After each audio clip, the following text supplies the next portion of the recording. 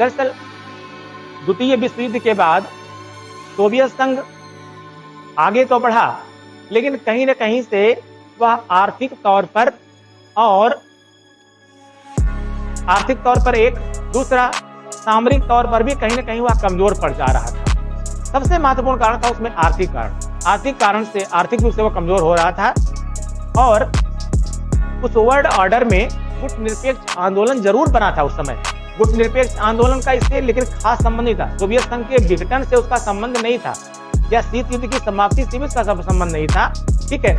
लेकिन वास्तव में जब सोवियत संघ कमजोर होने लगा था, यानी इसमें आंसर क्या होगा, डी होगा। और इसी के परिप्रेक्ष्य में आप इसकी व्याख्या को समझिए। जब द्वितीय विश्व युद्ध के बाद जो शीत युद्ध धीरे चल रहा था अमेरिका और सोवियत संघ के बीच में, तो उस दौरान आर्थिक रूप से सोवियत संघ कमजोर पड़ने लगा। और आर्थिक रूप से जब कमजोर हो गया देश, तो उसमें एक समस्या और भी आई कि दरअसल सोवियत संघ का जो संविधान था उसमें दो बहुत महत्वपूर्ण प्रोविजंस थे जिन्होंने सोवियत संघ के विघटन में भी भूमिका निभाई। पहला तो यह था, और यह व्यवस्था विश्व के किसी और संविधान में पाई भी नहीं जाती है, भारत में भी नहीं है।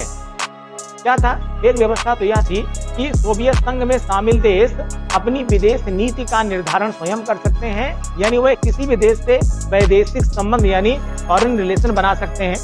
दूसरा उसमें एक प्रोविजन यह भी था कि अगर कोई भी देश जो सोवियत संघ में शामिल है, अगर वह इस संघ से अलग होना चाहे तो वह अलग हो सकता है।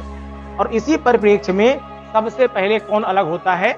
यूक्रेन अलग होता है। और जैसे ही यूक्रेन अलग होता है, उसी के तुरंत बाद बेलारूस अलग हो जाता है।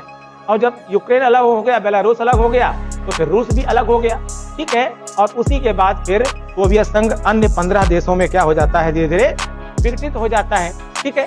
तो सोवियत संघ का जो विघटन था वास्तव में वही शीत युद्ध की समाप्ति के कारण था। क्योंकि शीत युद्ध हो किस में रहा था? अमेरिका और सोवियत संघ के बीच में। जब सोवियत संघ ही नहीं रहा तो शीत युद्ध कैसे रहेगा, ठीक है। इसलिए शीत युद्ध के समापन के प्रमुख कारणों में सबसे बड़ा जो कारण माना जाता है वो क्या था? सोवियत संघ का